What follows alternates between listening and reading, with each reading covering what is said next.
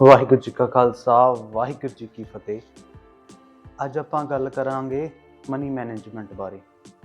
ਕਹਿੰਦੇ ਸਿਕੰਦਰ ਜਦੋਂ ਦੁਨੀਆ ਨੂੰ ਜਿੱਤਦਾ ਹੋਇਆ ਭਾਰਤ ਵਿੱਚੋਂ ਲੰਘ ਰਿਹਾ ਸੀ, ਤਾਂ ਇੱਕ ਸਮੁੰਦਰ ਦੇ ਤੱਟ ਦੇ ਉੱਤੇ ਕਹਿੰਦੇ ਇੱਕ ਸਾਧੂ ਜਿਹੜਾ ਆਰਾਮ ਕਰ ਰਿਹਾ ਸੀ। ਉਹ ਕਹਿੰਦਾ ਹਾਂ ਵੀ ਜੇ ਉੱਥੇ ਮਰਨ ਮਰਾਉਣ ਦੀ ਗੱਲ ਹੋਈ ਤਾਂ ਮੈਂ ਉਹਨੂੰ ਆਪਦਾ ਸਾਰਾ ਉਸ ਪਾਣੀ ਦੇ ਬਦਲੇ ਮੈਂ ਆਪਦਾ ਸਾਰਾ ਸਾਮਰਾਜ ਆਫਰ ਕਰ ਦਾਂਗਾ। ਫਿਰ ਉਹ ਸਾਧੂ ਕਹਿੰਦਾ ਦੇਖਿਆ, ਕਹਿੰਦਾ ਤੇਰੀ ਸਾਰੀ ਜ਼ਿੰਦਗੀ ਦੀ ਕਮਾਈ ਉਹ ਇੱਕ ਪਾਣੀ ਦਾ ਗਲਾਸ ਹੈ। ਆਪਾਂ ਸਾਰੀ ਜ਼ਿੰਦਗੀ ਇਹੀ ਸੋਚਦੇ ਰਹਿੰਦੇ ਹਾਂ ਕਿ ਪੈਸਾ ਹੀ ਪੈਸਾ ਸਭ ਕੁਝ ਹੈ, ਪੈਸੇ ਤੋਂ ਬਿਨਾਂ ਕੁਝ ਨਹੀਂ। ਠੀਕ ਹੈ, ਉਹ ਜਿਵੇਂ ਸੰਦੀਪ ਮਹੇਸ਼ਵਰੀ ਕਹਿੰਦੇ ਆ ਨਾ, ਕਹਿੰਦੇ ਪੈਸੇ ਦੀ ਜਿਹੜੀ ਇੰਪੋਰਟੈਂਸ ਹੈ ਨਾ, ਉਹ ਜਿਵੇਂ ਗੱਡੀ 'ਚ ਪੈਟਰੋਲ ਜਿੰਨੀ ਹੁੰਦੀ ਹੈ, ਨਾ ਉਸ ਤੋਂ ਵੱਧ ਤੇ ਨਾ ਉਸ ਤੋਂ ਘੱਟ। ਠੀਕ ਹੈ, ਜਿਵੇਂ ਗੱਡੀ ਨੂੰ ਚਲਾਉਣ ਲਈ ਪੈਟਰੋਲ ਦੀ ਲੋੜ ਹੁੰਦੀ ਹੈ ਨਾ, ਤਾਂ ਇਸ ਵਾਸਤੇ ਜ਼ਿੰਦਗੀ ਨੂੰ ਚਲਾਉਣ ਲਈ ਆਪਾਂ ਨੂੰ ਇਸ ਪੈਸੇ ਦੀ ਲੋੜ ਹੈ। ਕੋਈ ਬੰਦਾ ਇੱਦਾਂ ਨਹੀਂ ਕਰਦਾ ਕਿ ਮੰਨ ਲਓ ਗੱਡੀ ਆ, ਪੈਟਰੋਲ ਇਕੱਠਾ ਕੀਤਾ ਜਾਵੇ, ਕਰੀ ਜਾਵੇ ਇੱਕ ਦਿਨ ਛੋਟੀ ਜਿਹੀ ਚੰਗਿਆੜੀ ਲੱਗਦੀ ਹੈ, ਉਹ ਪੈਟਰੋਲ ਨੂੰ ਅੱਗ ਲੱਗ ਜਾਂਦੀ ਹੈ ਤੇ ਉਹਦਾ ਸਾਰਾ ਸਾਮਰਾਜ ਹੈ ਉਹ ਸੜ ਕੇ ਸਵਾਹ ਹੋ ਜਾਂਦਾ। ਆਪਾਂ ਕੀ ਕਰਦੇ ਹਾਂ, ਫੋਰ ਐਗਜ਼ਾਮਪਲ ਆਪਣੇ ਪੰਜਾਬੀ ਲੋਕ, ਆਪਣੇ ਕੋਲੇ ਮੰਨ ਲਓ 5 ਕਿੱਲੇ ਪੈਲੀ ਹੈ, ਪਰ ਮੋਬਾਈਲ ਦੇ ਥਰੂ ਮਤਲਬ ਗਾਣਿਆਂ ਦੇ ਥਰੂ ਆਪਣੇ ਮਾਈਂਡ ਦੇ ਉੱਤੇ ਅਸਰ ਹੋ ਜਾਂਦਾ ਉਹਨੇ ਗਾਣਿਆਂ ਦਾ। ਆਪਾਂ ਉਹਦੇ 'ਚ ਵੱਡੀਆਂ ਵੱਡੀਆਂ ਗੱਡੀਆਂ ਦੇਖਦੇ ਹਾਂ, ਗੱਡੀ ਦੀ ਮੋਡੀਫਿਕੇਸ਼ਨ ਦੇਖਦੇ ਹਾਂ, ਵੱਡੇ ਫੋਰ ਐਗਜ਼ਾਮਪਲ ਟਰੈਕਟਰ ਦੇਖਦੇ ਹਾਂ। ਫਿਰ ਕੀ ਕਰਦੇ ਹਾਂ, ਆਪਣੇ ਅੰਦਰ ਉਹ ਗੱਡੀ ਨੂੰ ਇੱਕ ਲੈਣ ਦੀ ਚਾਹਤ ਪੈਦਾ ਹੁੰਦੀ ਹੈ। ਆਹ ਏਡੀ ਸੋਹਣੀ ਗੱਡੀ ਹੈ, ਇਹ ਹੈ ਉਹ ਹੈ, ਹੈ ਨਾ। ਉਹ ਲਾਈਫ ਤੋਂ, ਗਾਣਿਆਂ ਵਾਲੀ ਝੂਠੀ ਲਾਈਫ ਤੋਂ ਆਪਾਂ ਅਟਰੈਕਟ ਹੋ ਕੇ ਆਪਦੀ ਜਿਹੜੀ ਸਮੂਥ ਚੱਲ ਰਹੀ ਜ਼ਿੰਦਗੀ ਹੁੰਦੀ ਹੈ ਉਹਨੂੰ ਕਿਤੇ ਨਾ ਕਿਤੇ ਖਰਾਬ ਕਰ ਲੈਂਦੇ ਹਾਂ। ਹੁਣ ਆਪਾਂ ਕਹਿੰਦੇ ਹਾਂ ਕਿ ਮੈਨੂੰ ਇਹ ਵਾਲੀ ਗੱਡੀ ਚਾਹੀਦੀ ਹੈ, ਜਾਂ ਮੈਂ ਕਾਲਜ ਜਾਣਾ ਮੈਨੂੰ ਬੁਲਟ ਚਾਹੀਦਾ, ਹੈ ਨਾ, ਮੈਨੂੰ ਨੋਰਮਲ ਬਾਈਕ ਨਹੀਂ ਚਾਹੀਦੀ। ਫਿਰ ਉਹ ਵਿਚਾਰਾ ਪੇਰੈਂਟਸ ਕੋਲੇ ਲੈਣ ਤੋਂ ਬਿਨਾਂ ਹੋਰ ਕੋਈ ਰਾਹ ਨਹੀਂ ਰਹਿ ਜਾਂਦਾ। ਫਿਰ ਇੱਥੇ ਕੰਮ ਕਰਦੀ ਹੈ ਬੈਂਕ ਦੀ ਪਾਲਿਸੀ। ਬੈਂਕ ਦੀ ਜਿਹੜੀ ਲੋਨ ਪਾਲਿਸੀ ਹੈ, ਹਜੇ ਆਪਣੀ 6 ਮਹੀਨਿਆਂ ਬਾਅਦ ਜਿਹੜੀ ਉਹ ਇਨਕਮ ਆਉਣੀ ਹੈ, ਉਦੋਂ ਪਹਿਲਾਂ ਹੀ ਆਪਣੇ ਸਿਰ ਤੇ ਜਿਹੜੇ ਕਰਜ਼ੇ ਦਾ ਬੋਝ ਪਿਆ ਹੁੰਦਾ ਉਹ ਬੈਂਕ ਨੇ ਪਾਤਾ ਹੁੰਦਾ। ਵੀ ਜਦੋਂ ਤੁਸੀਂ ਫਸਲ ਆਪਦੀ ਵੇਚੋਗੇ, ਤੁਹਾਨੂੰ ਸਭ ਤੋਂ ਪਹਿਲਾਂ ਮੇਰੀ ਟੈਨਸ਼ਨ ਹੋਣੀ ਚਾਹੀਦੀ ਹੈ ਵੀ ਮੈਨੂੰ ਪੈਸਾ ਕਿਵੇਂ ਦੇਣਾ, ਹੈ ਨਾ। ਉਸ ਤੋਂ ਬਾਅਦ ਤੁਸੀਂ ਆਪਦੇ ਸ਼ੌਂਕ ਜਾਂ ਆਪਦੇ ਜਿਹੜੇ ਪਰਿਵਾਰ ਦੇ ਜਿਹੜੇ ਖਰਚੇ ਆ ਉਹ ਮੈਨੇਜ ਕਰਨੇ ਆ। ਫਿਰ ਵੀ ਆਪਾਂ ਕਿਤੇ ਨਾ ਕਿਤੇ ਬਹੁਤ ਹੀ ਜ਼ਿਆਦਾ ਉਹ ਰਿਸਕ 'ਚ ਜ਼ਿੰਦਗੀ ਜਿਉਂਦੇ ਹਾਂ, ਹੈ ਨਾ। ਆਪਾਂ ਮਰ ਕੇ ਜ਼ਿੰਦਗੀ ਜਿਉਂਦੇ ਆ ਯਾਰ, ਮਰ ਕੇ। ਕਾਹਦੇ ਕਰਕੇ? ਬਸ ਇੱਕ ਉਹ ਝੂਠੇ ਟਰੈਪ ਕਰਕੇ, ਲੋਕ ਵਿਖਾਵਾ ਕਰਕੇ। ਮੇਰੇ ਕੋਲ ਬੜੀ ਵੱਡੀ ਗੱਡੀ ਹੈ ਨਾ, ਵੀ ਜਦੋਂ ਮੈਂ ਗੱਡੀ 'ਤੇ ਨਿਕਲਾਂ ਅਤੇ ਗਾਣਾ ਲਾਇਆ ਹੋਵੇ ਅਤੇ ਮੈਂ ਆਪਦੀ ਉਹ ਸਨੈਪਚੈਟ ਪਾਵਾਂ, ਹੈ ਨਾ, ਲੋਕਾਂ 'ਚ ਵਾਹ ਵਾਹ ਹੋਏ, ਵਾਹ ਯਾਰ ਉਹ ਬੰਦੇ ਕੋਲ ਐਡੀ ਵੱਡੀ ਗੱਡੀ ਹੈ। ਪਰ ਲੋਕਾਂ ਨੂੰ ਇਕੱਲਾ ਤੁਹਾਡਾ ਉਹ ਫੇਮ ਦਿਖਦਾ, ਪਰ ਜਿਹੜੀ ਅੰਦਰ ਉਹ ਗੱਡੀ ਨੂੰ ਪਾਉਣ ਤੋਂ ਬਾਅਦ, ਮੰਨ ਲਓ 20-30 ਸੈਕਿੰਡ ਦੀ ਰੀਲ ਤੋਂ ਬਾਅਦ ਜਿਹੜੀ ਤੁਹਾਡੇ ਉਹ ਫੈਮਿਲੀ ਦੇ ਉੱਤੇ ਜਿਹੜਾ ਉਹ ਡਿਪਰੈਸ਼ਨ ਆਉਂਦਾ, ਤੁਹਾਡੇ ਦੇ ਉੱਤੇ ਕਿਤੇ ਨਾ ਕਿਤੇ ਉਹ ਡਿਪਰੈਸ਼ਨ ਆਉਂਦਾ, ਉਹ ਲੋਕਾਂ ਨੂੰ ਨਹੀਂ। ਪਰ ਉਹ ਲੋਕ ਵਿਖਾਵੇ ਲਈ ਮੈਂ ਇੱਕ ਆਈਫੋਨ ਲੈ ਲਿਆ ਜਿਹੜਾ ਕਿ ਟੇਬਲ 'ਤੇ ਹੀ ਪਿਆ ਰਹਿੰਦਾ, ਜਿਹੜਾ ਕਿ ਮਤਲਬ ਮੇਰੇ ਰੀਅਲ ਯੂਜ਼ੇਜ 'ਚ ਨਹੀਂ ਆਉਂਦਾ, ਕਿਉਂਕਿ ਮੈਂ ਜਿਹੜਾ ਕ੍ਰੈਡਿਟ ਕਾਰਡ ਲੈ ਲੈਂਦਾ, ਫਿਰ ਉਹ ਕ੍ਰੈਡਿਟ ਕਾਰਡ ਦੇ ਥਰੂ EMI ਦੇ ਟਰੈਪ ਦੇ ਵਿੱਚ ਫਸ ਜਾਂਦਾ। ਫਿਰ ਘੱਟੋ ਘੱਟ 5-6 ਸਾਲ ਦਾ EMI ਕਹਿ ਲਓ। ਫਿਰ ਕੀ ਹੁੰਦਾ ਹੈ ਕਿ ਜਦੋਂ ਮੈਂ ਉਹ ਟਰੈਪ 'ਚ ਫਸਿਆ, ਫਿਰ ਮੈਂ ਉਹ ਕੰਪਨੀ ਵੀ ਨਹੀਂ ਛੱਡ ਸਕਦਾ, ਕਿਉਂਕਿ ਆਏ ਮਹੀਨੇ ਜਿਹੜੀ ਉਹ EMI ਉਹਦੀ ਮੈਨੂੰ ਟੈਨਸ਼ਨ ਰਹੇਗੀ। ਕ੍ਰੈਡਿਟ ਕਾਰਡ 'ਚ ਉਹਨੂੰ ਬੈਂਕ ਨੂੰ ਇਹੋ ਹੀ ਫਾਇਦਾ ਹੁੰਦਾ ਹੈ ਵੀ ਇਹਦੀ ਇੱਕ EMI ਬ੍ਰੇਕ ਹੋਵੇ ਅਤੇ ਇਹਦਾ ਜਿਹੜਾ ਸਾਨੂੰ ਵੱਧ ਵਿਆਜ ਲਾਉਣ ਦਾ ਮੌਕਾ ਮਿਲ ਸਕੇ। ਜਿਵੇਂ ਕਿ ਮੰਨ ਲਓ 200 ਬੰਦਿਆਂ ਦੀ ਉਹ EMI ਬ੍ਰੇਕ ਹੁੰਦੀ ਹੈ, 200 ਬੰਦਿਆਂ ਨੂੰ ਇੱਕ ਮਤਲਬ 2 ਰੁਪਏ ਜਾਂ 5 ਰੁਪਏ ਜਾਂ 10 ਰੁਪਏ ਵਿਆਜ 'ਤੇ ਉਹ EMI ਬ੍ਰੇਕ ਹੋਣ ਦਾ ਜਿਹੜਾ ਪਲੈਂਟੀ ਹੈ ਪੈਂਦੀ ਹੈ। ਹੁਣ 200 ਬੰਦਿਆਂ ਨੂੰ ਜਦੋਂ ਇੰਨੀ ਪਲੈਂਟੀ ਪਏਗੀ ਤਾਂ ਉਹਨਾਂ ਦਾ ਬਿਜ਼ਨਸ ਕਿੱਥੇ ਤੋਂ ਕਿੱਥੇ ਜਾਏਗਾ। 20 ਸਾਲ ਲਈ ਹੋਮ ਲੋਨ ਲੈ ਲਿਆ, ਹੁਣ ਆਪਾਂ 20 ਸਾਲ ਆਪਾਂ ਘਰ ਨੂੰ ਨਹੀਂ ਚਲਾਉਂਦੇ, ਘਰ ਆਪਾਂ ਨੂੰ ਚਲਾਉਂਦਾ। ਇਹ ਹੋ ਗਏ ਬੈਂਕ ਦੇ ਟਰੈਪ। ਫੋਰ ਐਗਜ਼ਾਮਪਲ ਤੁਸੀਂ 1000 ਤੋਂ 1500 ਦਾ ਇੱਕ ਹੈੱਡਫੋਨ ਲੈ ਲਏ, ਠੀਕ ਹੈ, ਆਪਣੇ ਕੰਨਾਂ ਦੇ ਵਿੱਚ ਉਹ ਵਾਲੇ ਈਅਰਫੋਨ ਲਗਾ ਲਏ, ਈਅਰਫੋਨ ਲਗਾ ਕੇ ਤੁਸੀਂ ਵਾਹੀ ਕਰ ਰਹੇ ਹੋ। ਹੁਣ ਤੁਹਾਡੇ ਕੰਨਾਂ ਦੇ ਵਿੱਚ ਤਾਂ ਉਨੀ ਸਾਊਂਡ ਹੀ ਪ੍ਰੋਡਿਊਸ ਹੋ ਰਹੀ ਹੈ ਜਿੰਨੀ ਬਾਹਰ ਵਾਲੇ ਹੋਮ ਥੀਏਟਰ ਦੇ ਥਰੂ ਪ੍ਰੋਡਿਊਸ ਹੁੰਦੀ ਹੈ ਨਾ। ਬਟ ਉੱਥੇ ਲੋਕਾਂ ਨੂੰ ਨਹੀਂ ਪਤਾ ਲੱਗ ਰਿਹਾ, ਤੁਸੀਂ ਤਾਂ ਆਪਦਾ ਸੌਂਗ ਦੇ ਇੰਜੋਏ ਕਰ ਰਹੇ ਹੋ, ਬਟ ਉੱਥੇ ਦੇਖੋ ਕਿੱਥੇ ਤੁਹਾਡਾ 1000-2000 'ਚ ਸਰ ਜਾਣਾ ਸੀ ਪਰਸਨਲੀ ਹੈੱਡਫੋਨ ਦੇ ਥਰੂ, ਕਿੱਥੇ ਤੁਹਾਨੂੰ 50-60 ਹਜ਼ਾਰ ਦਾ ਉਹ ਜਿਹੜਾ ਮਿਊਜ਼ਿਕ ਸਿਸਟਮ ਹੈ ਉਹ ਸੈਟਅਪ ਕਰਨਾ ਪੈਂਦਾ। ਉਹੀ 50-60 ਹਜ਼ਾਰ ਦੀ ਤੁਸੀਂ ਕੋਈ ਮੱਝ ਲਓ, ਜਾਂ ਤੁਸੀਂ ਕੋਈ ਫੋਰ ਐਗਜ਼ਾਮਪਲ ਕੋਈ ਹੋਰ ਐਕਸਟਰਾ ਇਨਕਮ ਸੋਰਸ ਬਣਾਓ ਉਸ ਪੈਸੇ ਦੇ ਨਾਲ।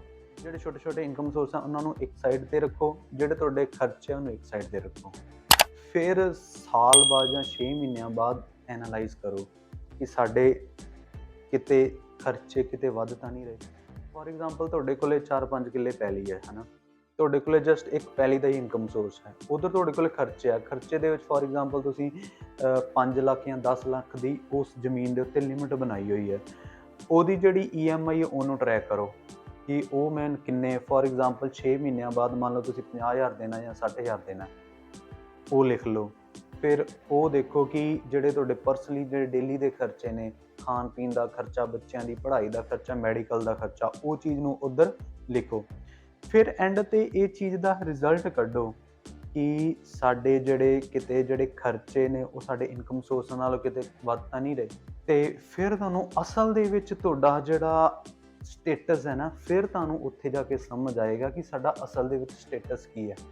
ਫਿਰ ਉਹ ਚੀਜ਼ ਦਾ ਤੁਹਾਨੂੰ ਇਹ ਫਾਇਦਾ ਹੋਏਗਾ ਜਦੋਂ ਤੁਹਾਨੂੰ ਪਤਾ ਲੱਗਿਆ ਕਿ ਮੇਰੇ ਖਰਚੇ ਵੱਧ ਰਹੇ ਨੇ। ਆਉਣ ਵਾਲੇ ਟਾਈਮ ਦੇ ਵਿੱਚ ਅਗਰ ਮੈਂ ਇਹਨਾਂ ਖਰਚਿਆਂ ਨੂੰ ਕੰਟਰੋਲ ਨਹੀਂ ਕੀਤਾ ਤਾਂ ਕਿਤੇ ਨਾ ਕਿਤੇ ਮੇਰੇ ਹਾਲਾਤ ਹੈ ਬਹੁਤ ਜ਼ਿਆਦਾ ਖਰਾਬ ਹੋਣ ਵਾਲੇ ਆ।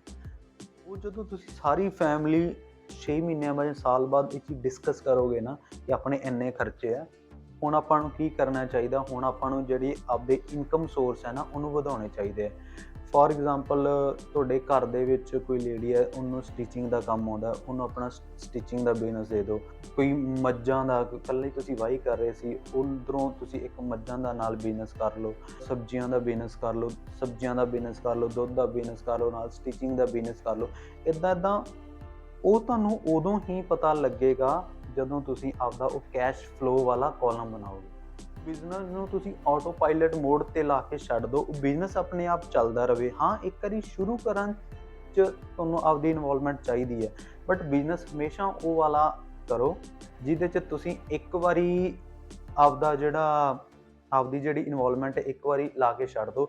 ਉਸ ਤੋਂ ਬਾਅਦ ਉੱਥੇ ਇੱਕ ਸਿਸਟਮ ਲਾਓ, ਕਿਉਂਕਿ ਅੱਜ ਦੇ ਟਾਈਮ ਦਾ ਫਾਇਦਾ ਲਓ, ਮਸ਼ੀਨਾਂ ਦਾ ਫਾਇਦਾ ਲਓ। ਖਰਚੇ ਲੈ ਕੇ ਸ਼ੌਂਕ ਪੂਰੇ ਲੋਕ ਵਿਖਾਵਾ ਨਹੀਂ ਹੁੰਦਾ। ਲੋਕ ਵਿਖਾਵਾ ਆਪਦੀ ਮਿਹਨਤ ਕਰਕੇ ਕਰੋ, ਫਿਰ ਉਹ ਚੀਜ਼ ਦਾ ਸਵਾਦ ਆਉਂਦਾ। ਵਾਹਿਗੁਰੂ ਜੀ ਕਾ ਖਾਲਸਾ, ਵਾਹਿਗੁਰੂ ਜੀ ਕੀ ਫਤਿਹ।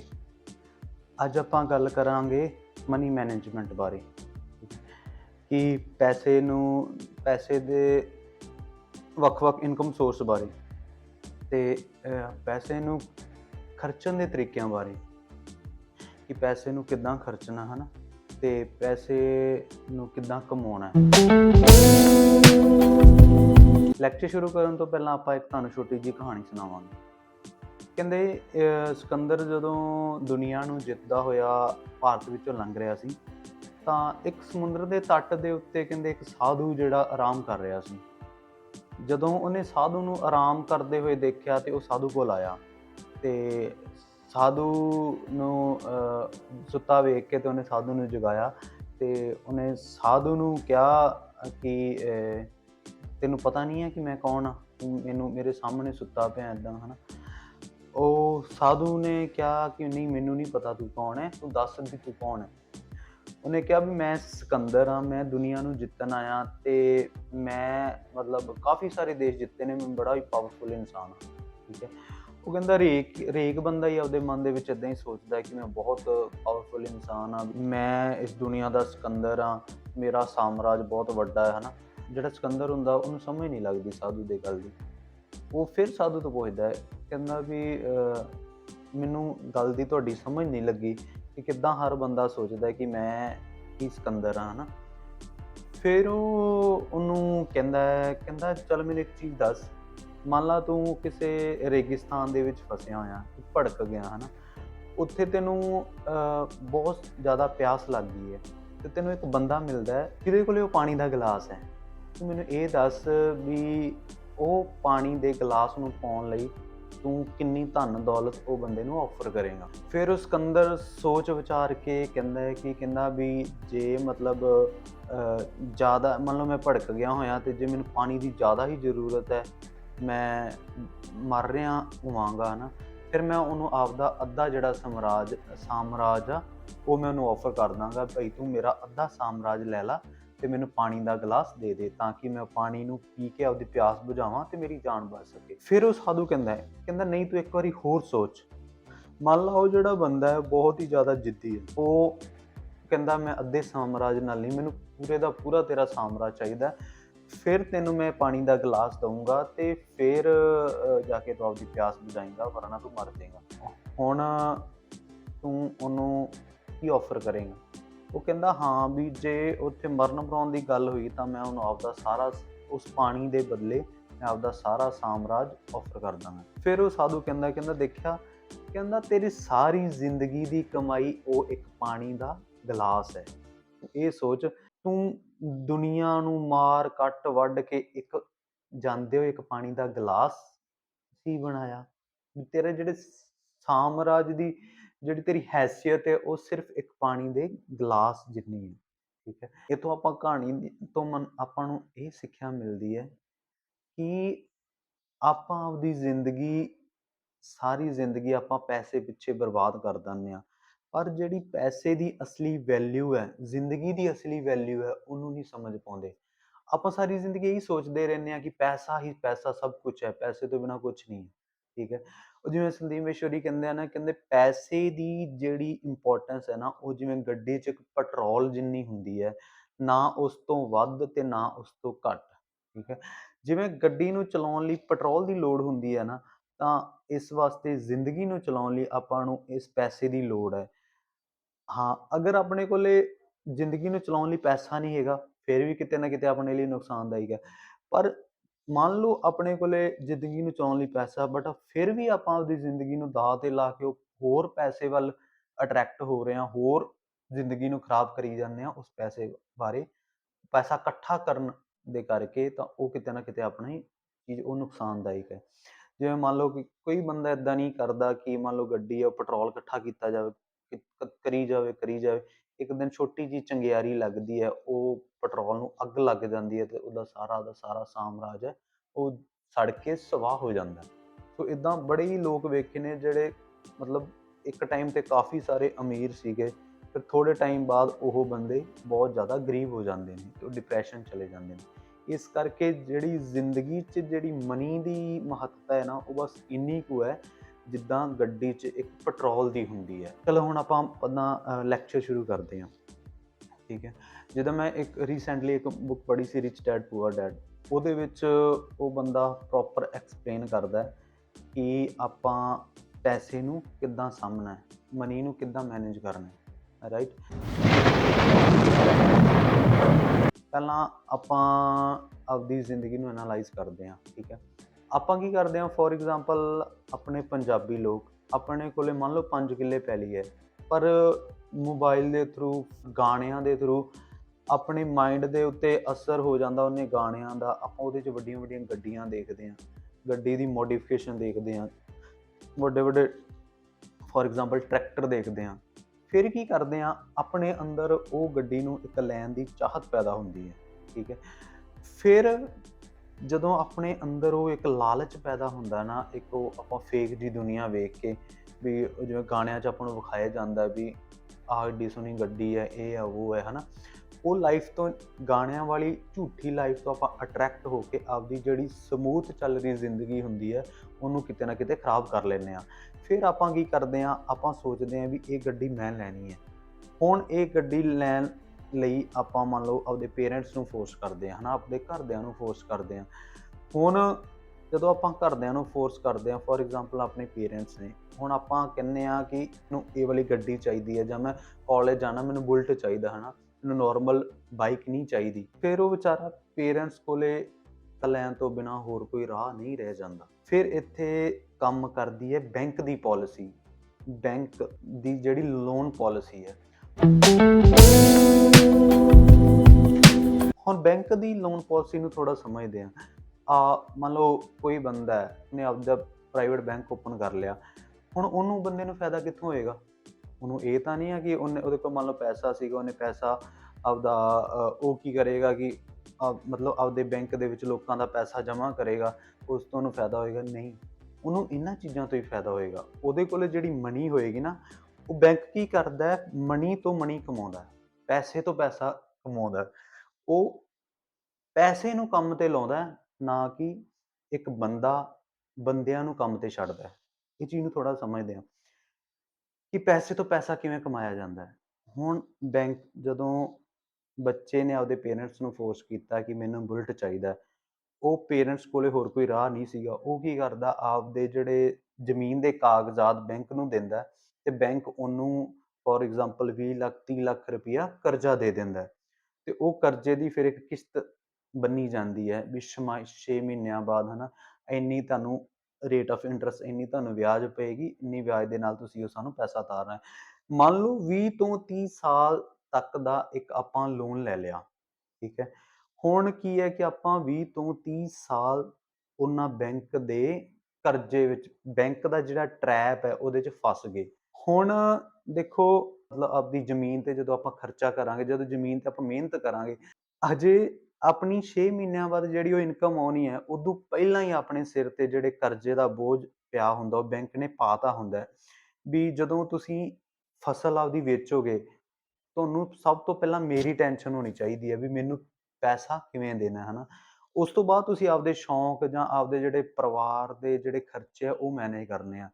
ਉਸ ਤੋਂ ਪਹਿਲਾਂ ਤੁਸੀਂ ਪਰਿਵਾਰ ਦੇ ਖਰਚੇ ਕਰਨ ਤੋਂ ਪਹਿਲਾਂ ਤੁਸੀਂ ਮੇਰਾ ਜਿਹੜਾ ਬੈਂਕ ਦਾ ਖਰਚਾ ਹੈ ਉਹ ਉਤਾਰਨਾ ਹੈ। ਫਿਰ ਆਪਾਂ ਬੈਂਕ ਦੇ ਟਰੈਪ 'ਚ ਫਸ ਜਾਂਦੇ ਹਾਂ। ਫਿਰ ਘੱਟੋ ਘੱਟ 20-30 ਸਾਲ ਲਈ ਆਪਾਂ ਇੱਕ ਟਰੈਪ ਦੇ ਵਿੱਚ ਫਸ ਜਾਂਦੇ ਹਾਂ। ਅੱਜ ਆਪਾਂ ਦੇਖਿਆ ਹੋਊਗਾ ਕਿ ਮੋਸਟਲੀ ਜਿਹੜੇ ਫਾਰਮਰਸ ਨੇ, ਉਹ ਇਸੇ ਚੱਕਰ 'ਚ ਹੀ ਤਾਂ ਫਸੇ ਹੋਏ ਨੇ। ਹੁਣ ਮੰਨ ਲਓ ਆਪਾਂ ਇਸ ਬੈਂਕ ਦੇ ਟਰੈਪ 'ਚ ਫਸ ਗਏ, ਹੁਣ ਆਪਾਂ ਨਾ ਕੋਈ ਨਵਾਂ ਐਕਸਪੈਰੀਮੈਂਟ ਕਰਨ ਜੋਗੇ ਹਾਂ। ਫਿਰ ਜੇ ਕੁਦਰਤੀ ਰੱਬ ਨਾ ਕਰੇ ਕਿਸੇ ਸੀਜ਼ਨ 'ਚ ਆਪਾਂ ਨੂੰ ਕੁਦਰਤੀ ਮਾਰ ਪੈ ਗਈ, ਫਿਰ ਵੀ ਆਪਾਂ ਕਿਤੇ ਨਾ ਕਿਤੇ ਬਹੁਤ ਹੀ ਜ਼ਿਆਦਾ ਉਹ ਰਿਸਕ 'ਚ ਜ਼ਿੰਦਗੀ ਜਿਉਣੇ, ਹੈ ਨਾ। ਆਪਾਂ ਮਰ ਕੇ ਜ਼ਿੰਦਗੀ ਜਿਉਣੇ ਆ ਯਾਰ, ਮਰ ਕੇ। ਕਾਹਦੇ ਕਰਕੇ? ਬਸ ਇੱਕ ਉਹ ਝੂਠੇ ਟਰੈਪ ਕਰਕੇ, ਲੋਕ ਵਿਖਾਵਾ ਕਰਕੇ ਵੀ ਮੇਰੇ ਕੋਲ ਬੜੀ ਵੱਡੀ ਗੱਡੀ ਹੈ, ਹੈ ਨਾ। ਵੀ ਜਦੋਂ ਮੈਂ ਗੱਡੀ ਤੇ ਨਿਕਲਾਂ ਤੇ ਗਾਣਾ ਲਾਇਆ ਹੋਵੇ ਤੇ ਮੈਂ ਆਪਦੀ ਉਹ ਸਨੈਪਚੈਟ ਪਾਵਾਂ, ਹੈ ਨਾ, ਤੇ ਲੋਕਾਂ 'ਚ ਵਾਹ ਵਾਹ ਹੋਏ, ਆ ਵਾਹ ਯਾਰ ਉਹ ਬੰਦੇ ਕੋਲ ਐਡੀ ਵੱਡੀ ਗੱਡੀ ਹੈ। ਪਰ ਲੋਕਾਂ ਨੂੰ ਇਕੱਲਾ ਤੁਹਾਡਾ ਉਹ ਫੇਮ ਦਿਖਦਾ, ਪਰ ਜਿਹੜੀ ਅੰਦਰੇ ਅੰਦਰ ਉਹ ਗੱਡੀ ਨੂੰ ਪਾਉਣ ਤੋਂ ਬਾਅਦ, ਮੰਨ ਲਓ 20-30 ਸੈਕਿੰਡ ਦੀ ਰੀਲ ਤੋਂ ਬਾਅਦ ਜਿਹੜੀ ਤੁਹਾਡੇ ਉਹ ਫੈਮਿਲੀ ਦੇ ਉੱਤੇ ਜਿਹੜਾ ਉਹ ਡਿਪਰੈਸ਼ਨ ਆਉਂਦਾ ਹੈ, ਤੁਹਾਡੇ ਦੇ ਉੱਤੇ ਕਿਤੇ ਨਾ ਕਿਤੇ ਉਹ ਡਿਪਰੈਸ਼ਨ ਆਉਂਦਾ ਹੈ, ਉਹ ਲੋਕਾਂ ਨੂੰ ਨਹੀਂ ਪਤਾ ਚੱਲਦਾ, ਉਹ ਸਿਰਫ ਤੁਹਾਨੂੰ ਹੀ ਫੇਸ ਕਰਨਾ ਪੈਂਦਾ। ਇਸ ਕਰਕੇ ਲੋਕਾਂ ਦੇ ਵਿਖਾਵੇ ਤੋਂ ਬਚਣ ਲਈ ਤੁਸੀਂ ਆਪਦਾ ਜਿਹੜਾ ਇਨਕਮ ਸੋਰਸ ਹੈ ਉਹ ਚੀਜ਼ ਨੂੰ ਧਿਆਨ 'ਚ ਰੱਖੋ ਵੀ ਅਸੀਂ ਕਿੰਨੇ ਕਮਾਉਣੇ ਆ, ਤਾਂ ਕਿ ਆਪਣਾ ਜਿਹੜਾ ਖਰਚਾ ਹੈ ਉਹ ਵੱਧ ਨਾ ਕਰੀਏ ਤੇ ਜਿਹੜੇ ਇਨਕਮ ਸੋਰਸ ਹੈ ਉਹਨੂੰ ਵਧਾਈਏ, ਠੀਕ ਹੈ। ਇਹ ਹੋ ਗਿਆ ਬੈਂਕਾਂ ਦਾ ਟਰੈਪ। ਇੱਦਾਂ ਹੀ ਜਦੋਂ ਮੈਨੂੰ 2-3 ਮਹੀਨੇ ਹੋ ਜਾਂਦੇ ਆ ਜੌਬ 'ਚ, ਮੈਂ ਆਪਦਾ ਇੱਕ ਸੈਲਰੀ ਅਕਾਊਂਟ ਓਪਨ ਕਰਦਾ।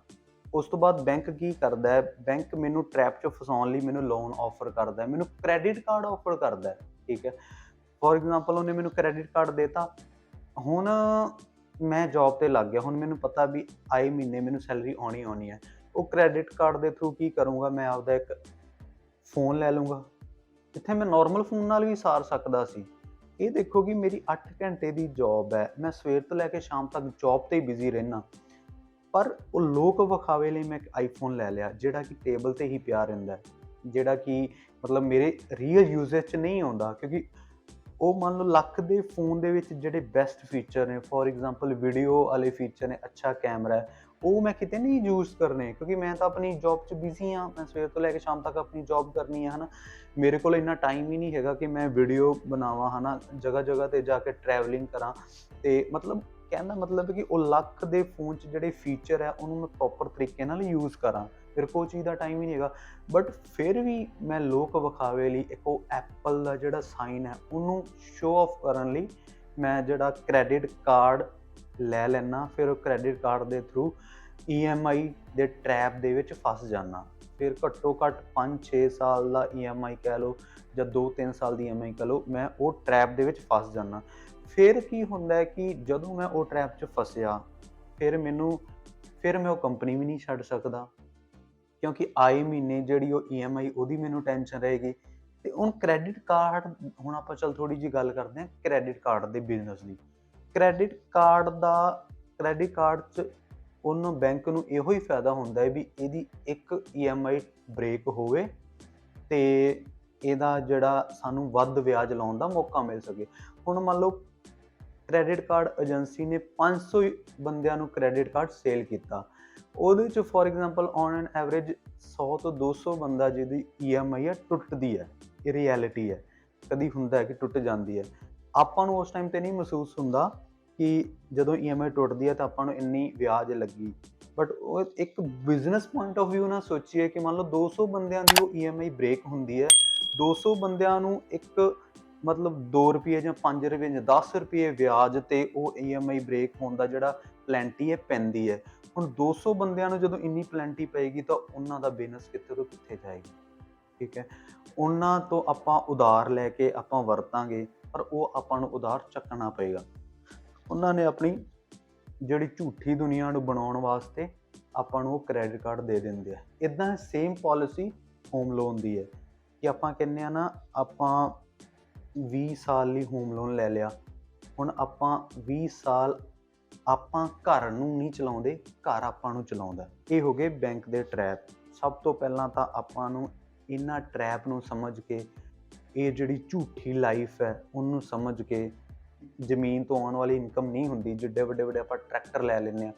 ਕਿਉਂਕਿ ਇਹ ਦੇਖੋ ਕਿ ਜਿੱਥੇ ਆਪਾਂ 5 ਤੋਂ 10 ਲੱਖ ਦਾ ਲੋਨ ਲੈ ਕੇ ਇੱਕ ਟਰੈਕਟਰ ਲੈਂਦੇ ਹਾਂ, ਉਹਨੇ ਵੀ ਆਪਣੀ, ਕਿਉਂਕਿ ਆਪਣੇ ਕੋਲ ਜ਼ਮੀਨ ਉਨੀ ਹੈ, ਬਟ ਆਪਾਂ ਲੋਕ ਵਿਖਾਵੇ ਲਈ ਟਰੈਕਟਰ ਵੱਡਾ ਲੈ ਲਿਆ ਅਤੇ ਉੱਤੇ ਵੱਡਾ 50-60 ਹਜ਼ਾਰ ਦਾ ਮਤਲਬ ਮਿਊਜ਼ਿਕ ਸਿਸਟਮ ਲਾਤਾ, ਤਾਂ ਕਿ ਜਦੋਂ ਆਪਾਂ ਵਾਹੀ ਕਰੀਏ ਉੱਥੇ ਆਪਾਂ ਨੂੰ ਮਜ਼ਾ ਆ ਸਕੇ। ਉੱਥੇ ਆਪਾਂ ਹਾਈ ਵੋਲੀਅਮ ਦੇ ਵਿੱਚ ਆਪਾਂ ਹਾਈ ਵੋਲੀਅਮ ਛੱਡ ਕੇ ਲੋਕਾਂ ਨੂੰ ਪਤਾ ਲੱਗ ਸਕੇ ਕਿ ਹਾਂ ਯਾਰ ਇਹਦਾ ਕਿੱਡਾ ਵਧੀਆ ਸਿਸਟਮ ਹੈ ਨਾ, ਕਿੰਨੇ ਮਜ਼ੇ ਲੈ ਰਿਹਾ ਹੈ ਨਾ, ਨਾਲੇ ਵਾਹੀ ਕਰ ਰਿਹਾ ਨਾਲੇ ਗਾਣੇ ਸੁਣ ਰਿਹਾ। ਬਟ ਇਹ ਚੀਜ਼ ਦੇਖੋ ਕਿ ਫੋਰ ਐਗਜ਼ਾਮਪਲ ਤੁਸੀਂ 1000 ਤੋਂ 1500 ਦਾ ਇੱਕ ਹੈੱਡਫੋਨ ਲੈ ਲਏ, ਠੀਕ ਹੈ, ਆਪਣੇ ਕੰਨਾਂ ਦੇ ਵਿੱਚ ਉਹ ਵਾਲੇ ਈਅਰਫੋਨ ਲਗਾ ਲਏ, ਈਅਰਫੋਨ ਲਗਾ ਕੇ ਤੁਸੀਂ ਵਾਹੀ ਕਰ ਰਹੇ ਹੋ। ਹੁਣ ਤੁਹਾਡੇ ਕੰਨਾਂ ਦੇ ਵਿੱਚ ਤਾਂ ਉਨੀ ਸਾਊਂਡ ਹੀ ਪ੍ਰੋਡਿਊਸ ਹੋ ਰਹੀ ਹੈ ਜਿੰਨੀ ਬਾਹਰ ਵਾਲੇ ਹੋਮ ਥੀਏਟਰ ਦੇ ਥਰੂ ਪ੍ਰੋਡਿਊਸ ਹੁੰਦੀ ਹੈ ਨਾ।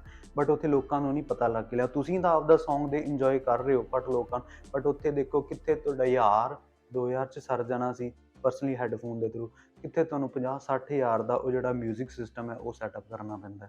ਉਹੀ 50-60 ਹਜ਼ਾਰ ਦੀ ਤੁਸੀਂ ਕੋਈ ਮੱਝ ਲਓ ਜਾਂ ਤੁਸੀਂ ਕੋਈ ਫੋਰ ਐਗਜ਼ਾਮਪਲ ਕੋਈ ਹੋਰ ਐਕਸਟਰਾ ਇਨਕਮ ਸੋਰਸ ਬਣਾਓ ਉਸ ਪੈਸੇ ਦੇ ਨਾਲ।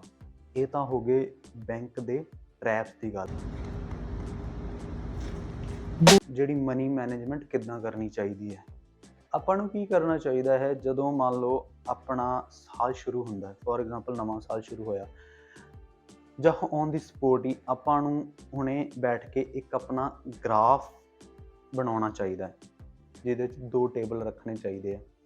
ਕਾਪੀ ਪੈਨ ਲੈ ਕੇ ਆਪਣਾ 2 ਕਾਲਮ ਬਣਾਓ, ਇੱਕ ਦੇ ਵਿੱਚ ਰੱਖੋ ਤੁਹਾਡੇ ਇਨਕਮ ਸੋਰਸ, ਦੂਜੇ ਦੇ ਵਿੱਚ ਰੱਖੋ ਤੁਹਾਡੇ ਖਰਚੇ, ਠੀਕ ਹੈ, ਵੀ ਤੁਹਾਡਾ ਜਿਹੜੀ ਮੰਨ ਲਓ ਖਰਚੇ ਹੋ ਰਹੇ ਨੇ ਉਹਨਾਂ ਨੂੰ ਡਿਫਾਈਨ ਕਰੋ। ਫਿਰ ਜਿਹੜਾ ਤੁਹਾਡਾ ਇਨਕਮ ਸੋਰਸ ਵਾਲਾ ਕਾਲਮ ਹੈ ਉਹਦੇ 'ਚ ਤੁਸੀਂ ਇਹ ਡਿਫਾਈਨ ਕਰਨਾ ਵੀ ਤੁਹਾਡੇ ਕਿੰਨੇ ਇਨਕਮ ਸੋਰਸ ਨੇ। ਲਾਈਕ ਤੁਹਾਡਾ ਪੈਲੀ ਦਾ ਇਨਕਮ ਸੋਰਸ ਹੈ ਨਾ, ਉਹ ਕਾਲਮ ਵਿੱਚ ਰੱਖੋ। ਫਿਰ ਉਹਦਾ ਪ੍ਰੋਪਰ, ਜਿਵੇਂ ਕੰਪਨੀਆਂ ਕਰਦੀਆਂ ਨੇ, ਆਪਦਾ ਕੈਸ਼ ਫਲੋ ਆਪਦਾ ਡਿਜ਼ਾਈਨ ਕਰਦੀਆਂ ਨੇ ਵੀ ਕਿੰਨਾ ਪੈਸਾ ਆਇਆ ਕਿੰਨਾ ਗਿਆ ਅਤੇ ਉਹਦੇ 'ਚੋਂ ਕਿੰਨਾ ਪ੍ਰੋਫਿਟ ਹੋਇਆ, ਉਹ ਆਪਦਾ ਸਾਰਾ ਜਿਹੜਾ ਉਹ ਮੰਨ ਲਓ ਜ਼ਮੀਨ ਵਾਲਾ ਕਾਲਮ ਹੈ ਉਹਦੇ ਵਿੱਚ ਰੱਖੋ। ਉਹਦੇ 'ਚ ਉਹ ਸਾਰਾ ਚੀਜ਼ ਆਪਦਾ ਲਿਖੋ, ਡੇਲੀ ਬੇਸਿਸ 'ਤੇ ਕਿੰਨਾ ਖਰਚਾ ਹੋ ਰਿਹਾ। ਫਿਰ 6 ਮਹੀਨਿਆਂ ਬਾਅਦ ਉਹਦੀ ਐਵਰੇਜ ਕੱਢ ਕੇ ਉਹਦਾ ਸਾਰਾ ਟੋਟਲ ਲਗਾਓ ਕਿ ਉਹਦੇ 'ਚ ਸਾਨੂੰ ਕਿੰਨੀ ਬਚਤ ਹੋਈ ਅਤੇ ਉਹਦੇ 'ਚ ਕਿੰਨਾ ਸਾਨੂੰ ਲੋਸ ਹੋਇਆ। ਇਹ ਚੀਜ਼ਾਂ ਮਤਲਬ ਜਿਹੜੇ ਛੋਟੇ ਇਨਕਮ ਸੋਰਸ ਆ ਉਹਨਾਂ ਨੂੰ ਇੱਕ ਸਾਈਡ 'ਤੇ ਰੱਖੋ, ਜਿਹੜੇ ਤੁਹਾਡੇ ਖਰਚੇ ਆ ਉਹਨੂੰ ਇੱਕ ਸਾਈਡ 'ਤੇ ਰੱਖੋ। ਫਿਰ ਸਾਲ ਬਾਅਦ ਜਾਂ 6 ਮਹੀਨਿਆਂ ਬਾਅਦ ਐਨਾਲਾਈਜ਼ ਕਰੋ ਕਿ ਸਾਡੇ ਕਿਤੇ ਖਰਚੇ ਕਿਤੇ ਵੱਧ ਤਾਂ ਨਹੀਂ ਰਹੇ। ਫੋਰ ਐਗਜ਼ਾਮਪਲ ਤੁਹਾਡੇ ਕੋਲੇ 4-5 ਕਿੱਲੇ ਪੈਲੀ ਹੈ ਨਾ, ਤੁਹਾਡੇ ਕੋਲੇ ਜਸਟ ਇੱਕ ਪੈਲੀ ਦਾ ਹੀ ਇਨਕਮ ਸੋਰਸ ਹੈ, ਉੱਧਰ ਤੁਹਾਡੇ ਕੋਲੇ ਖਰਚੇ ਆ, ਖਰਚੇ ਦੇ ਵਿੱਚ ਫੋਰ ਐਗਜ਼ਾਮਪਲ ਤੁਸੀਂ 5 ਲੱਖ ਜਾਂ 10 ਲੱਖ ਦੀ ਉਸ ਜ਼ਮੀਨ ਦੇ ਉੱਤੇ ਲਿਮਿਟ ਬਣਾਈ ਹੋਈ ਹੈ। ਉਹਦੀ ਜਿਹੜੀ EMI ਹੈ ਉਹਨੂੰ ਟਰੈਕ ਕਰੋ ਕਿ ਉਹ ਮੈਂ ਕਿੰਨੇ, ਫੋਰ ਐਗਜ਼ਾਮਪਲ 6 ਮਹੀਨਿਆਂ ਬਾਅਦ ਮੰਨ ਲਓ ਤੁਸੀਂ 50,000 ਦੇਣਾ ਜਾਂ 60,000 ਦੇਣਾ, ਉਹ ਲਿਖ ਲਓ। ਫਿਰ ਉਹ ਦੇਖੋ ਕਿ ਜਿਹੜੇ ਤੁਹਾਡੇ ਪਰਸਨਲੀ ਜਿਹੜੇ ਡੇਲੀ ਦੇ ਖਰਚੇ ਨੇ, ਖਾਣ ਪੀਣ ਦਾ ਖਰਚਾ, ਬੱਚਿਆਂ ਦੀ ਪੜ੍ਹਾਈ ਦਾ ਖਰਚਾ, ਮੈਡੀਕਲ ਦਾ ਖਰਚਾ, ਉਹ ਚੀਜ਼ ਨੂੰ ਉੱਧਰ ਲਿਖੋ। ਫਿਰ ਐਂਡ 'ਤੇ ਇਹ ਚੀਜ਼ ਦਾ ਰਿਜ਼ਲਟ ਕੱਢੋ ਕਿ ਸਾਡੇ ਜਿਹੜੇ ਖਰਚੇ ਨੇ ਉਹ ਸਾਡੇ ਇਨਕਮ ਸੋਰਸ ਨਾਲੋਂ ਕਿਤੇ ਵੱਧ ਤਾਂ ਨਹੀਂ ਰਹੇ। ਤੇ ਫਿਰ ਤੁਹਾਨੂੰ ਅਸਲ ਦੇ ਵਿੱਚ ਤੁਹਾਡਾ ਜਿਹੜਾ ਸਟੇਟਸ ਹੈ ਨਾ, ਫਿਰ ਤੁਹਾਨੂੰ ਉੱਥੇ ਜਾ ਕੇ ਸਮਝ ਆਏਗਾ ਕਿ ਸਾਡਾ ਅਸਲ ਦੇ ਵਿੱਚ ਸਟੇਟਸ ਕੀ ਹੈ। ਫਿਰ ਉਹ ਚੀਜ਼ ਦਾ ਤੁਹਾਨੂੰ ਇਹ ਫਾਇਦਾ ਹੋਏਗਾ ਜਦੋਂ ਤੁਹਾਨੂੰ ਪਤਾ ਲੱਗਿਆ ਕਿ ਮੇਰੇ ਖਰਚੇ ਵੱਧ ਰਹੇ ਨੇ। ਆਉਣ ਵਾਲੇ ਟਾਈਮ ਦੇ ਵਿੱਚ ਅਗਰ ਮੈਂ ਇਹਨਾਂ ਖਰਚਿਆਂ ਨੂੰ ਕੰਟਰੋਲ ਨਹੀਂ ਕੀਤਾ ਤਾਂ ਕਿਤੇ ਨਾ ਕਿਤੇ ਮੇਰੇ ਹਾਲਾਤ ਹੈ ਬਹੁਤ ਜ਼ਿਆਦਾ ਖਰਾਬ ਹੋਣ ਵਾਲੇ ਆ।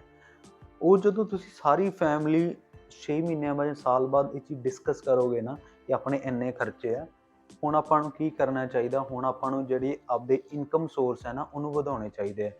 ਫੋਰ ਐਗਜ਼ਾਮਪਲ ਤੁਹਾਡੇ ਘਰ ਦੇ ਵਿੱਚ ਕੋਈ ਲੇਡੀ ਹੈ, ਉਹਨੂੰ ਸਟਿਚਿੰਗ ਦਾ ਕੰਮ ਆਉਂਦਾ, ਉਹਨੂੰ ਆਪਣਾ ਸਟਿਚਿੰਗ ਦਾ ਬਿਜ਼ਨਸ ਦੇ ਦਿਓ। ਕੋਈ ਮੱਝਾਂ ਦਾ, ਇਕੱਲੇ ਤੁਸੀਂ ਵਾਹੀ ਕਰ ਰਹੇ ਸੀ, ਉੱਧਰੋਂ ਤੁਸੀਂ ਇੱਕ ਮੱਝਾਂ ਦਾ ਨਾਲ ਬਿਜ਼ਨਸ ਕਰ ਲਓ, ਸਬਜ਼ੀਆਂ ਦਾ ਬਿਜ਼ਨਸ ਕਰ ਲਓ, ਦੁੱਧ ਦਾ ਬਿਜ਼ਨਸ ਕਰ ਲਓ, ਨਾਲ ਸਟਿਚਿੰਗ ਦਾ ਬਿਜ਼ਨਸ ਕਰ ਲਓ।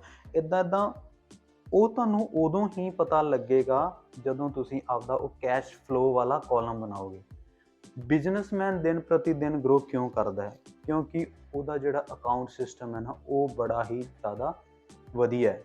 ਉਹ ਆਪਣੇ ਹਰ ਇੱਕ ਖਰਚੇ ਨੂੰ ਟਰੈਕ ਕਰਦਾ ਹੈ, ਹਰ ਇੱਕ ਜਿਹੜੀ ਇਨਵੈਸਟਮੈਂਟ ਹੈ ਉਹਨੂੰ ਦੇਖਦਾ ਹੈ, ਮੇਰੀ ਕਿੰਨੀ ਇਹਦੇ 'ਤੇ ਇਨਵੈਸਟਮੈਂਟ ਹੋਈ, ਇਹਦੇ 'ਚ ਮੈਨੂੰ ਕਿੰਨਾ ਪ੍ਰੋਫਿਟ ਹੋਇਆ, ਕਿੰਨਾ ਲੋਸ ਹੋਇਆ। ਆਪਣੇ 'ਚ ਕਮੀ ਇਹੋ ਹੀ ਹੈ ਕਿ ਆਪਾਂ ਜਿਹੜਾ ਅਕਾਊਂਟ ਸਿਸਟਮ ਹੈ ਆਪਣਾ ਖਰਾਬ ਹੈ। ਆਪਣਾ ਕਿਸਾਨਾਂ ਦਾ ਕਹਿ ਲਓ, ਆਪਣੇ ਪਿੰਡਾਂ ਵਾਲੇ ਜੱਟਾਂ ਦਾ ਕਹਿ ਲਓ, ਆਪਣੇ ਖਰਚੇ ਜ਼ਿਆਦੇ ਨੇ ਬਟ ਜਿਹੜੇ ਇਨਕਮ ਸੋਰਸ ਨੇ ਉਹ ਬਹੁਤ ਘੱਟ ਨੇ। ਠੀਕ ਹੈ, ਸੋ ਹੁਣ ਆਪਾਂ ਗੱਲ ਕਰਦੇ ਹਾਂ ਅਲੱਗ-ਅਲੱਗ ਇਨਕਮ ਸੋਰਸ ਬਾਰੇ। ਠੀਕ ਹੈ ਜੀ, ਹੁਣ ਇਨਕਮ ਸੋਰਸ ਦੀ ਗੱਲ ਕਰੀਏ ਤਾਂ ਮੇਨ ਚੀਜ਼ ਇਹ ਹੈ ਕਿ ਹਮੇਸ਼ਾ ਉਹ ਵਾਲਾ ਬਿਜ਼ਨਸ ਕਰੋ ਜਿੱਥੇ ਤੁਹਾਨੂੰ ਰੈਗੂਲਰਲੀ, ਮੰਨ ਲਓ 24 ਘੰਟੇ ਜਾਂ 6-7 ਘੰਟੇ ਤੁਹਾਨੂੰ ਉਸ ਬਿਜ਼ਨਸ ਨੂੰ ਨਾ ਦੇਣੇ ਪੈਣ। ਉਹ ਬਿਜ਼ਨਸ ਨੂੰ ਤੁਸੀਂ ਆਟੋ ਪਾਇਲਟ ਮੋਡ 'ਤੇ ਲਾ ਕੇ ਛੱਡ ਦਿਓ, ਉਹ ਬਿਜ਼ਨਸ ਆਪਣੇ ਆਪ ਚੱਲਦਾ ਰਹੇ। ਹਾਂ, ਇੱਕ ਵਾਰੀ ਸ਼ੁਰੂ ਕਰਨ 'ਚ ਤੁਹਾਨੂੰ ਆਪਦੀ ਇਨਵੋਲਵਮੈਂਟ ਚਾਹੀਦੀ ਹੈ, ਬਟ ਬਿਜ਼ਨਸ ਹਮੇਸ਼ਾ ਉਹ ਵਾਲਾ ਕਰੋ ਜਿਹਦੇ 'ਚ ਤੁਸੀਂ ਇੱਕ ਵਾਰੀ ਆਪਦੀ ਜਿਹੜੀ ਇਨਵੋਲਵਮੈਂਟ ਇੱਕ ਵਾਰੀ ਲਾ ਕੇ ਛੱਡ ਦਿਓ। ਉਸ ਤੋਂ ਬਾਅਦ ਉੱਥੇ ਇੱਕ ਸਿਸਟਮ ਲਾਓ, ਕਿਉਂਕਿ ਅੱਜ ਦੇ ਟਾਈਮ ਦਾ ਫਾਇਦਾ ਲਓ, ਮਸ਼ੀਨਾਂ ਦਾ ਫਾਇਦਾ ਲਓ। ਤੁਹਾਨੂੰ ਮੈਂ ਇੱਕ ਰੀਅਲ ਲਾਈਫ ਐਗਜ਼ਾਮਪਲ ਦੱਸਦਾ। ਤੇ ਇੱਕ ਰੈਸਟੋਰੈਂਟ ਹੈ, ਠੀਕ ਹੈ, ਉਹਨਾਂ ਨੇ ਦੇਖੋ ਇੱਕ ਕੰਪਿਊਟਰਾਈਜ਼ ਸਿਸਟਮ ਨੂੰ ਡਿਵੈਲਪ ਕੀਤਾ ਹੋਇਆ। ਉੱਥੋਂ ਦੇ ਜਿਹੜੇ ਓਨਰ ਹੈ ਉਹਨਾਂ ਨੂੰ ਡੇਲੀ ਉਸ ਜਗ੍ਹਾ 'ਤੇ ਆਉਣ ਦੀ ਲੋੜ ਨਹੀਂ ਹੈ। ਉਹ ਸਵੇਰੇ ਆਉਂਦੇ ਆ ਜਾਂ ਸ਼ਾਮ ਨੂੰ ਜਸਟ ਸਰਵ ਕਰਨ ਆਉਂਦੇ ਆ, ਬਾਕੀ ਸਾਰਾ ਦਿਨ ਆਪਦਾ ਫਰੀ ਰਹਿੰਦੇ ਆ, ਅਲੱਗ ਤੋਂ ਆਪਦੇ ਕੋਈ ਨਾ ਕੋਈ ਕੰਮ ਕਰਦੇ ਰਹਿੰਦੇ ਆ। ਠੀਕ ਹੈ, ਉਹਨਾਂ ਦਾ ਸਿਸਟਮ ਕੀ ਹੈ ਕਿ ਉਹਨਾਂ ਨੇ ਆਪਦੇ ਰੈਸਟੋਰੈਂਟ 'ਤੇ ਬੰਦੇ ਰੱਖੇ ਨੇ ਤੇ ਜਿਹੜੇ ਕੰਮ ਕਰਨ ਵਾਲੇ ਉਹ ਕੁੱਕ ਰੱਖੇ ਨੇ। ਠੀਕ ਹੈ, ਇੱਕ ਕੰਪਿਊਟਰ 'ਤੇ ਜਿਹੜਾ ਬੰਦਾ ਹੁੰਦਾ ਉਹ ਰੱਖਿਆ ਹੋਇਆ। ਹੁਣ ਕੀ ਹੁੰਦਾ, ਹੁਣ ਇਹ ਦੇਖੋ ਕਿ ਸਿਸਟਮ ਨੂੰ ਮੈਨੇਜ ਕਿੱਦਾਂ ਹੁੰਦਾ। ਮੰਨ ਲਓ ਕੋਈ ਕਸਟਮਰ ਆਇਆ, ਕਸਟਮਰ ਨੇ ਕਾਊਂਟਰ 'ਤੇ ਜਿਹੜਾ ਬੰਦਾ ਕੰਪਿਊਟਰ 'ਤੇ ਬੈਠਾ ਉਹਨੂੰ ਆਪਦਾ ਆਰਡਰ ਦੱਸਿਆ।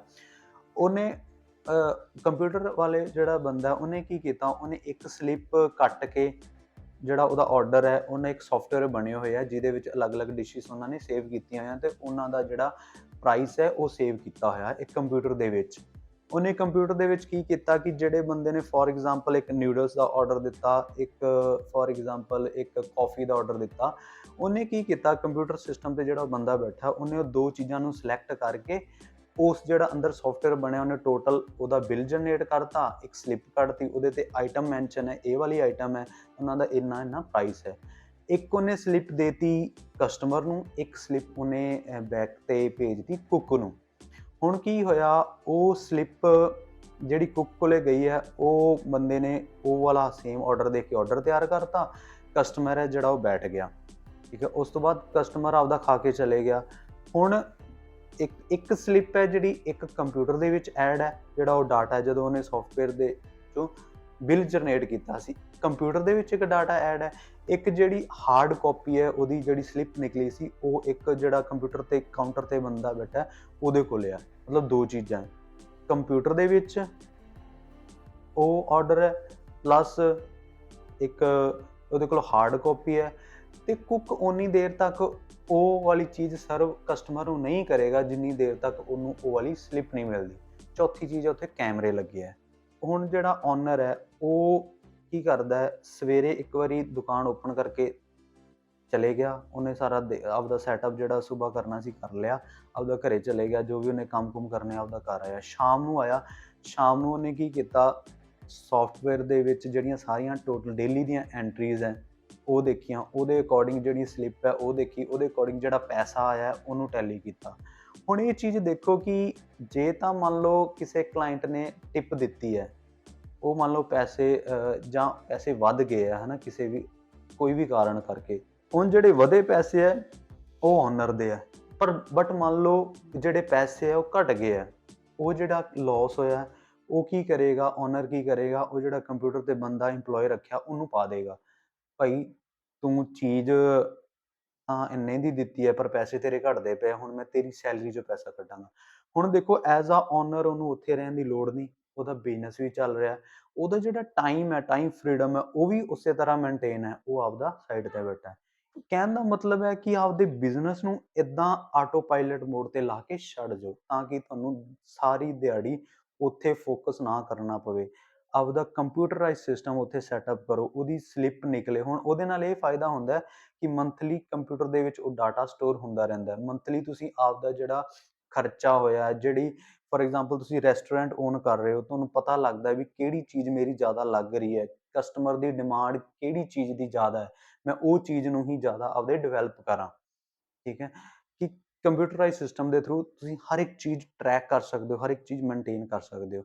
ਇਸੇ ਹੀ ਤਰ੍ਹਾਂ ਨੋਰਮਲ ਇੱਕ ਮੰਨ ਲਓ ਤੁਸੀਂ ਪਿੰਡ ਦੇ ਵਿੱਚ ਹੀ ਕੋਈ ਬਿਜ਼ਨਸ ਕਰ ਰਹੇ ਹੋ, ਉਹਦੇ 'ਚ ਜਿਵੇਂ ਫੋਨ 'ਚ ਐਪ ਹੁੰਦੀ ਹੈ ਖਾਤਾ ਬੁੱਕ। ਖਾਤਾ ਬੁੱਕ ਐਪ ਕੀ ਕਰਦੀ ਹੈ, ਤੁਸੀਂ ਮੰਨ ਲਓ ਤੁਸੀਂ ਕੋਈ ਜਿੰਮ ਚਲਾ ਰਹੇ ਹੋ, ਜਿੰਮ ਦੇ ਵਿੱਚ ਤੁਸੀਂ ਮੰਨ ਲਓ ਤੁਹਾਡੇ ਕੋਲ ਕਸਟਮਰ ਆਇਆ, ਤੁਸੀਂ ਉਹਦਾ ਡਾਟਾ ਫਿਲ ਕਰਤਾ, ਉਹਦੇ ਪੈਸੇ ਉਸ ਐਪ 'ਚ ਪਾਤੇ, ਉਹ ਐਪ ਨੇ ਕੀ ਕਰਨਾ ਹੈ ਕਿ ਜਿਹੜਾ ਤੁਸੀਂ ਇੱਕ ਕਸਟਮਰ ਦਾ ਨੰਬਰ ਉਹਦੇ ਵਿੱਚ ਐਡ ਕੀਤਾ ਹੋਏਗਾ, ਇੱਕ ਤਾਂ ਉਹ ਤੁਹਾਡੇ ਕੋਲੇ ਡਾਟਾ ਰਹੇਗਾ, ਇੱਕ ਕਸਟਮਰ ਕੋਲੇ ਐਜ਼ ਅ ਮੈਸੇਜ ਚਲਾ ਜਾਏਗਾ, ਭਾਈ ਤੂੰ ਇੰਨੀ ਤਰੀਕ ਨੂੰ ਜਿੰਮ ਜੁਆਇਨ ਕੀਤੀ ਸੀ ਤੇ ਇੰਨੇ ਪੈਸੇ ਪੇ ਕਰੇ ਸੀ। ਉਹ ਦੇਖੋਗੇ, ਉਹ ਫੋਨ 'ਚ ਤੁਹਾਨੂੰ ਰਿਕਾਰਡ ਮੇਨਟੇਨ ਕਰਨ ਦੀ ਲੋੜ ਨਹੀਂ, ਉਹ ਖਾਤਾ ਬੁੱਕ ਐਪ ਦੇ ਥਰੂ ਹੀ ਤੁਹਾਡਾ ਸਾਰਾ ਅਕਾਊਂਟ ਹੈ ਜਿਹੜਾ ਮੇਨਟੇਨ ਹੁੰਦਾ। ਅੱਜ ਦੀ ਜਿਹੜੇ ਲੈਕਚਰ ਦਾ ਮੇਨ ਮੋਟਿਵ ਇਹੋ ਹੀ ਹੈ ਕਿ ਇੱਕ ਤਾਂ ਆਪਣੇ ਜਿਹੜੇ ਖਰਚੇ ਹੈ ਉਹਨਾਂ ਨੂੰ ਟਰੈਕ ਕਰੋ। ਜਦੋਂ ਤੁਸੀਂ ਉਹ ਚੀਜ਼ ਆਪਦਾ ਸੱਚ ਅਸਲ ਦੇ ਵਿੱਚ ਬੁੱਕ ਤੇ ਨੋਟ ਕਰੋਗੇ, ਕਾਪੀ ਤੇ ਨੋਟ ਕਰੋਗੇ, ਤੁਹਾਡੇ ਸਾਹਮਣੇ ਆਏਗਾ ਤੇ ਉਹ ਚੀਜ਼ ਨੂੰ ਦੇਖੋਗੇ। ਜਦੋਂ ਕੋਈ ਚੀਜ਼ ਲੈਣ ਬਾਰੇ ਮਾਈਂਡ ਤੇ ਮੰਨ ਲਓ ਗਾਣੇ ਦੇ ਥਰੂ ਤੁਹਾਡੇ 'ਚ ਆਏ, ਨਹੀਂ ਯਾਰ ਗੱਡੀ ਲੈਣੀ ਹੈ, ਮੈਂ ਆਪਦਾ ਵੱਡਾ ਟਰੈਕਟਰ ਲੈਣਾ ਹੈ ਨਾ, ਵੱਡਾ ਫੋਨ ਲੈਣਾ, ਫਿਰ ਉਹ ਇੱਕ ਵਾਰੀ ਉਹ ਕਾਪੀ ਨੂੰ ਸਾਹਮਣੇ ਰੱਖ ਲਿਓ ਜੇ, ਦੇਖ ਲਿਓ ਜੇ ਵੀ ਇਹ ਅਗਰ ਮੈਂ ਇਹ, ਫਿਰ ਉਹ ਕਾਪੀ ਦਾ ਜਿਹੜਾ ਉਹ ਕਾਲਮ ਹੈ, ਖਰਚੇ ਵਾਲਾ ਕਾਲਮ ਹੈ, ਉੱਥੇ ਉਹ ਚੀਜ਼ ਨੂੰ ਐਡ ਕਰ ਦਿਓ ਜੇ। ਮੰਨ ਲਓ ਲੱਖ ਰੁਪਏ ਦਾ ਤੁਸੀਂ ਫੋਨ ਲੈਣਾ, ਉਹ ਲੱਖ ਰੁਪਏ ਵਾਲੇ ਫੋਨ ਨੂੰ ਉਸ ਕਾਲਮ ਦੇ ਵਿੱਚ ਐਡ ਕਰ ਲਿਓ ਜੇ, ਖਰਚੇ ਵਾਲੇ 'ਚ। ਫਿਰ ਇਹ ਦੇਖੋ ਜੇ ਵੀ ਮੇਰੀ ਇਨਕਮ ਸੋਰਸ ਤਾਂ ਆ ਬਟ ਜਿਹੜਾ ਮੈਂ ਖਰਚਾ ਕਰਨ ਜਾ ਰਿਹਾ ਇਨ ਫਿਊਚਰ ਦੇ ਵਿੱਚ ਉਹ ਆ ਹੈ। ਅਗਰ ਮੈਂ ਉਹ ਖਰਚਾ ਕਰਦਾ ਤਾਂ ਮੇਰਾ ਜਿਹੜਾ ਡੇਲੀ ਦਾ ਜਿਹੜਾ ਇਨਕਮ ਹੈ ਨਾ, ਉਹ ਕਿਤੇ ਨਾ ਕਿਤੇ ਹਿੱਲ ਜਾਂਦੀ ਹੈ। ਤਾਂ ਆਉਣ ਵਾਲੇ ਟਾਈਮ ਦੇ ਵਿੱਚ ਮੈਨੂੰ ਉਹ ਚੀਜ਼ ਨੂੰ ਬੈਲੈਂਸ ਕਰਨਾ ਬੜਾ ਹੀ ਔਖਾ ਹੋ ਜਾਏਗਾ। ਫਿਰ ਰੱਬ ਨਾ ਕਰੇ ਕੋਈ ਮਤਲਬ ਫਿਜ਼ੀਕਲੀ ਜਾਂ ਕੋਈ ਵੀ ਪਰਿਵਾਰ ਦੇ ਵਿੱਚ ਕੋਈ ਬਿਮਾਰੀ ਆਉਂਦੀ ਹੈ, ਉਹ ਚੀਜ਼ ਨੂੰ ਫਿਰ ਮੈਂ ਕਿੱਦਾਂ ਹੈਂਡਲ ਕਰਾਂਗਾ, ਕਿਉਂਕਿ ਮੇਰੇ ਕੋਲ ਪੈਸੇ ਹੀ ਨਹੀਂ ਹੋਣਗੇ। ਪੈਸੇ ਤਾਂ ਜਿਹੜੇ ਸੀਗੇ ਉਹ ਮੈਂ ਆਪਦੇ ਸ਼ੌਂਕ 'ਚ ਇਨਵੈਸਟ ਕਰਤੇ, ਹੈ ਨਾ। ਸ਼ੌਂਕ ਵੀ ਪੂਰੇ ਕਰੋ, ਪਰ ਉਹਨੂੰ ਹਰ ਇੱਕ ਚੀਜ਼ ਨੂੰ ਬੈਲੈਂਸ ਕਰਕੇ ਚੱਲੋ, ਹੈ ਨਾ। ਜੇ ਮੰਨ ਲਓ ਤੁਹਾਡੇ ਕੋਲ 5-10 ਹਜ਼ਾਰ ਰੁਪਇਆ ਬਚਦਾ, ਉਹਦੇ ਸ਼ੌਂਕ ਪੂਰੇ ਕਰੋ। ਨਾ ਕੀ ਹੈ ਕਿ ਕਰਜ਼ਾ ਲੈ ਕੇ ਸ਼ੌਂਕ ਪੂਰੇ ਕਰੋ। ਕਰਜ਼ੇ ਲੈ ਕੇ ਸ਼ੌਂਕ ਪੂਰੇ ਲੋਕ ਵਿਖਾਵਾ ਨਹੀਂ ਹੁੰਦਾ। ਲੋਕ ਵਿਖਾਵਾ ਆਪਦੀ ਮਿਹਨਤ ਕਰਕੇ ਕਰੋ, ਫਿਰ ਉਹ ਚੀਜ਼ ਦਾ ਸਵਾਦ ਆਉਂਦਾ। ਠੀਕ ਹੈ ਜੀ, ਅੱਜ ਦੇ ਲੈਕਚਰ ਦੇ ਵਿੱਚ ਇੰਨਾ ਹੀ। ਹੋਪ ਕਰਦੇ ਹਾਂ ਕਿ ਤੁਹਾਨੂੰ ਜਿਹੜੀਆਂ ਛੋਟੀਆਂ-ਛੋਟੀਆਂ ਗੱਲਾਂ ਹੈ, ਜਿਹੜਾ ਬੈਂਕ ਦਾ ਜਿਹੜਾ ਸਿਸਟਮ ਹੈ ਉਹ ਤੁਹਾਨੂੰ ਸਮਝ ਆਇਆ ਹੋਊਗਾ, ਕ੍ਰੈਡਿਟ ਕਾਰਡ ਦਾ ਜਿਹੜਾ ਸਿਸਟਮ ਉਹ ਸਮਝ ਆਇਆ ਹੋਊਗਾ, ਤੇ ਜਿਹੜਾ ਲੋਕ ਵਿਖਾਵਾ ਹੈ ਤੁਹਾਨੂੰ ਉਹ ਚੀਜ਼ ਦਾ ਸਮਝ ਆਈ ਹੋਵੇਗੀ, ਹੈ ਨਾ। ਮੇਨ 3-4 ਚੀਜ਼ਾਂ ਆਪਦੇ ਦਿਮਾਗ 'ਚ ਰੱਖ ਲਓ। ਇੱਕ ਤਾਂ ਤੁਸੀਂ ਆਪਦੇ ਕਾਪੀ ਦੇ ਉੱਪਰ ਉਹ ਵਾਲਾ ਗ੍ਰਾਫ ਕ੍ਰੀਏਟ ਕਰੋ, ਜਿਹਦੇ ਵਿੱਚ ਇੱਕ ਸਾਈਡ 'ਤੇ ਤੁਸੀਂ ਆਪਦੇ ਖਰਚੇ ਲਿਖਣੇ ਆ, ਦੂਸਰੀ ਸਾਈਡ 'ਤੇ ਤੁਸੀਂ ਆਪਣਾ ਜਿਹੜਾ ਇਨਕਮ ਸੋਰਸ ਲਿਖਣੇ ਆ। ਤੀਸਰਾ ਕੀ ਹੈ ਕਿ ਕੋਈ ਵੀ ਬਿਜ਼ਨਸ ਕਰਨਾ ਹੈ, ਉਹਨੂੰ ਆਟੋ ਪਾਇਲਟ ਮੋਡ 'ਤੇ ਲਾ ਕੇ ਛੱਡ ਦੇਣਾ ਹੈ, ਅਤੇ ਕਾਫੀ ਸਾਰੇ ਬਿਜ਼ਨਸ ਮਤਲਬ ਪੈਸੇ ਤੋਂ ਪੈਸਾ ਕਮਾਉਣਾ, ਜਿੱਦਾਂ ਬੈਂਕ ਵਾਲੇ ਕਮਾਉਂਦੇ ਆ। ਜਿੱਦਾਂ ਫੋਰ ਐਗਜ਼ਾਮਪਲ ਚੰਡੀਗੜ੍ਹ ਦੇ ਵਿੱਚ ਤੁਸੀਂ ਆਪਦੀਆਂ ਕੈਬ ਲੈ ਕੇ ਛੱਡਤੀਆਂ, ਕੋਈ ਕੋਠੀ 5 ਸਾਲ ਦੀ ਲੀਜ਼ 'ਤੇ ਲੈ ਲਈ, 5 ਸਾਲਾਂ ਦੀ ਤੁਸੀਂ ਆਪਦੀ ਕਿਰਾਏ 'ਤੇ ਲੈ ਲਈ 5 ਸਾਲ ਲਈ। ਹੁਣ ਉਹ ਜਿਹੜਾ ਓਨਰ ਹੈ ਉਹ ਤੁਹਾਨੂੰ ਨਹੀਂ ਪੁੱਛੂਗਾ, ਹੁਣ ਤੁਹਾਡੀ ਰਿਸਪੋਂਸੀਬਿਲਿਟੀ ਬਣਦੀ ਹੈ ਕਿ ਉਹ 5 ਸਾਲਾਂ ਲਈ ਉਹਨੂੰ ਕਿਵੇਂ ਕਿਰਾਏ ਤੇ ਚੜਾਉਣਾ ਹੈ, ਉਹਦੇ 'ਚ ਕੋਈ ਨਾ ਕੋਈ ਫੈਸਿਲਿਟੀ ਐਡ ਕਰਕੇ ਤੁਸੀਂ ਹਰ ਮਹੀਨੇ ਦੀ ਮਹੀਨੇ ਉੱਥੋਂ ਵੀ ਇਨਕਮ ਜਨਰੇਟ ਕਰ ਸਕਦੇ ਹੋ। ਹੋਰ ਕਾਫੀ ਸਾਰੇ ਇਨਕਮ ਸੋਰਸਿਸ ਨੇ ਛੋਟੇ-ਛੋਟੇ, ਫੋਰ ਐਗਜ਼ਾਮਪਲ ਤੁਸੀਂ ਕੋਈ ਜਿੱਦਾਂ ਜ਼ੋਮੈਟੋ ਵਗੈਰਾ ਜਾਂ ਹੋਰ ਨੇ, ਜਿੱਥੇ ਬਾਈਕ ਦੀ ਲੋੜ ਪੈਂਦੀ ਹੈ, ਤੁਸੀਂ ਆਪਣੇ ਬਾਈਕ ਲੈ ਕੇ ਮਾਰਕੀਟ 'ਚ ਛੱਡ ਤੇ, ਬੰਦਾ ਹੈ ਉਹਦੇ ਕੋਲ ਬਾਈਕ ਨਹੀਂ ਹੈ ਪਰ ਉਹ ਪੈਸਾ ਕਮਾਉਣਾ ਚਾਹੁੰਦਾ ਹੈ, ਉਹਨੂੰ ਤੁਸੀਂ ਆਪਣੀ ਬਾਈਕ ਲੈ ਕੇ ਦੇਤੀ, ਉਹਨੂੰ ਕਿਹਾ ਵੀ ਡੇਲੀ 'ਚ ਜਿੰਨੀ ਵੀ ਇਨਕਮ ਹੋਏਗੀ ਉਹਦਾ ਇੰਨੇ ਪ੍ਰਤੀਸ਼ਤ ਤੂੰ ਮੈਨੂੰ ਦੇਣਾ, ਬਾਕੀ ਤੂੰ ਆਪਦਾ ਆਪਦੇ ਕੋਲ ਰੱਖਣਾ। ਠੀਕ ਹੈ, ਇੱਦਾਂ ਦੇ ਬਹੁਤ ਸਾਰੇ ਛੋਟੇ-ਛੋਟੇ ਬਿਜ਼ਨਸ ਹੈ, ਬਟ ਇਹ ਬਿਜ਼ਨਸ ਵੱਲ ਧਿਆਨ ਤੁਹਾਡਾ ਉਦੋਂ ਹੀ ਜਾਏਗਾ ਜਦੋਂ ਤੁਸੀਂ ਆਪਦੇ ਡੇਲੀ ਦੇ ਜਿਹੜੇ ਖਰਚੇ ਆ ਉਹਨੂੰ ਟਰੈਕ ਕਰੋਗੇ, ਜਿੱਦਾਂ ਮੋਸਟਲੀ ਬਿਜ਼ਨਸ ਕੰਪਨੀਆਂ ਕਰਦੀਆਂ ਨੇ। ਫਿਰ ਹੀ ਆਉਣ ਵਾਲੇ ਟਾਈਮ ਦੇ ਵਿੱਚ ਆਪਾਂ ਕਿਤੇ ਨਾ ਕਿਤੇ ਸਰਵਾਈਵ ਕਰ ਪਾਵਾਂਗੇ। ਅਦਰਵਾਈਜ਼ ਜਿਹੜਾ ਸੁਸਾਈਡ ਵਾਲਾ ਜਿਹੜਾ ਹੈ ਨਾ, ਉਹ ਆਉਣ ਵਾਲੇ ਟਾਈਮ 'ਚ ਘਟਣ ਵਾਲਾ ਨਹੀਂ ਹੈ। ਜਿਹੜਾ ਡਿਪਰੈਸ਼ਨ ਦਾ ਕਾਰਨ ਹੈ ਨਾ, ਆਉਣ ਵਾਲੇ ਟਾਈਮ 'ਚ ਘਟਣ ਵਾਲਾ ਨਹੀਂ ਹੈਗਾ, ਕਿਉਂਕਿ ਡਿਪਰੈਸ਼ਨ ਉਦੋਂ ਹੀ ਬੰਦੇ ਨੂੰ ਹੁੰਦੀ ਹੈ ਜਦੋਂ ਉਹ ਬੰਦਾ ਇਹਨਾਂ ਟਰੈਪ ਦੇ ਵਿੱਚ ਫਸ ਜਾਂਦਾ ਹੈ, ਨਿਕਲ ਨਹੀਂ ਪਾਉਂਦਾ, ਹੈ ਨਾ। ਸੋ ਆਪਦਾ ਮੇਨ ਫੋਕਸ ਹੈ ਬਿਜ਼ਨਸ 'ਤੇ ਰੱਖੋ।